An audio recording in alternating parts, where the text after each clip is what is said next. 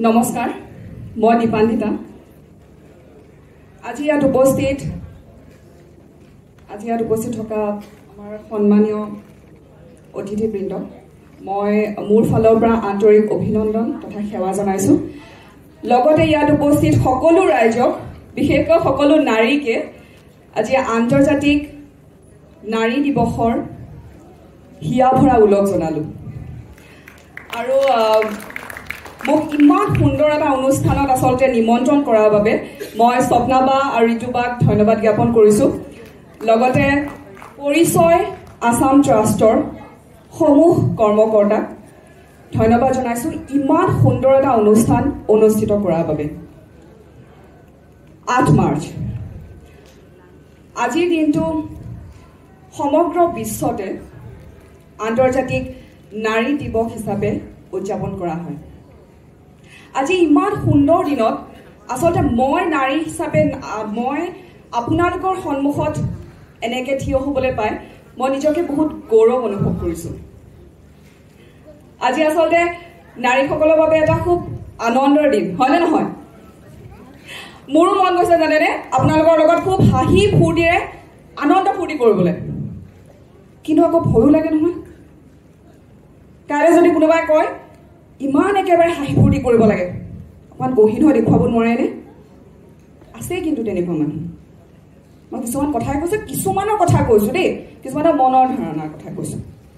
আগত তেনেকুৱা আছিলে যে আমি যদি বন্ধুৰ লগত হাঁহি মাতি কথা পাতো সেইটোতো আপত্তি যদি কামৰ পৰা দেৰিকে ঘৰলৈ উভতি আহোঁ সেইটোতো প্ৰব্লেম মুঠতে তেনেকুৱা কিছুমান মানসিকতাৰ মানুহ আছে সকলোৰে কথা নকওঁ আছে কিন্তু কিছুমান আকৌ খুব ছাপৰ্টিভো আছে মই নিজৰ হাজবেণ্ডৰ কথাই কওঁ আজি মোক তেওঁ খুব ছাপৰ্ট কৰে ঘৰখনেও খুব ছাপৰ্ট কৰে কিন্তু তেনেকুৱা কিছুমানো আছে যিসকলৰ মানে এনেকুৱা আমি প্ৰশ্নৰ সন্মুখীন হ'বলগীয়া হয় আৰু এটা কথা কওঁ মই এইখিনিত আচলতে মই হাউচ ৱাইফৰ কথা ক'বলৈ বিচাৰিছো দেই নাৰী দিৱস যেতিয়া আমি হাউচ ৱাইফৰ আচলতে কিমান গুৰুত্ব আচলতে কিমান এটা ইম্পৰ্টেণ্ট ৰোল প্লে কৰে সেই কথা আচলতে কোনো উপলব্ধি কৰিব নোৱাৰে আজি যদি এদিন মই এদিনৰ কথা কৈছো যদি এগৰাকী নাৰী মানে গৃহিণীৰ কথা কৈছো তেওঁ যদি এদিনৰ কাৰণে যদি নোহোৱা হৈ যায় তেনেহ'লে ঘৰখন একেবাৰে অচল হৈ পৰিব অথন্ত লাগি যায় হয়নে নহয় গতিকে তেতিয়াহে সেই নাৰীগৰাকীৰ মূল্য আমি বুজি পাওঁ গতিকে মই এটা কথাই কওঁ যে প্ৰশ্ন উঠিবলৈ দিয়ক আপোনালোকে ৰৈ নাযাব যোনে যি কয় ক'বলৈ দিয়ক আপোনালোকে ভয় নকৰিব আপোনালোকৰ সপোনবোৰ পূৰাবলৈ চেষ্টা কৰক কাৰণ আজিৰ নাৰী অবলা নহয় আজি নাৰী হ'ল শক্তি আৰু এই শক্তিৰে আপোনালোকে সকলো কাম কৰক ঘৰখন চম্ভালক ঘৰৰ পৰিয়ালক মৰম দিয়ক সকলোৰে কাৰণে সময় উলিয়াওক কিন্তু শেষত নিজৰ কাৰণেও সময় উলিয়াব নিজৰ কাৰণে অকণমান মৰম বচাই ৰাখিব আৰু নিজক ভাল পাবলৈ শিকিব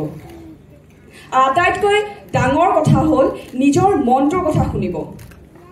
কাৰণ এই মনটোৱে কোনো পুৰুষ আৰু মহিলাক ভাগ নকৰে কিন্তু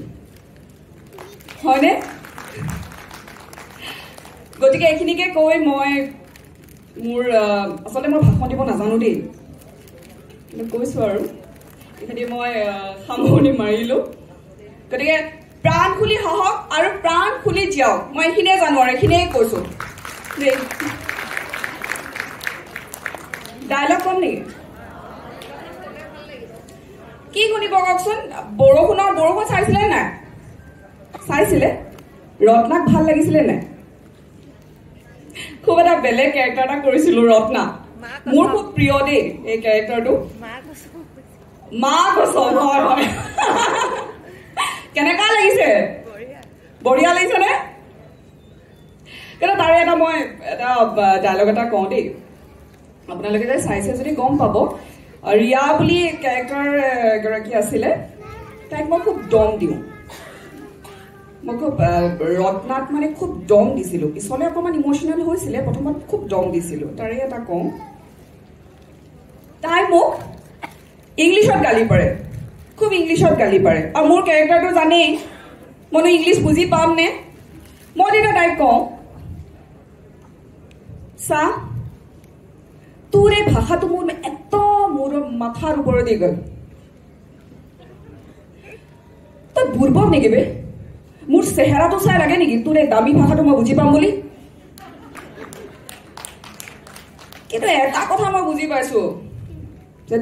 তই মোক গালি পাৰিছ, তাকো ইংৰাজীত। চা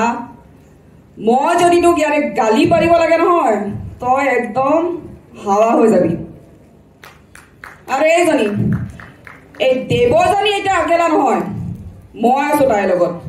আৰু যেতিয়ালৈকে মই তাইৰ লগত আছো, তোৰ দৰে সাধাৰণ পিঁপৰা এটাই তাৰ একো ক্ষতি কৰিব নোৱাৰে। আৰু যদি কৰ, চাধা মহাৰাধি মোহাৰি পেলাম। ধন্যবাদ।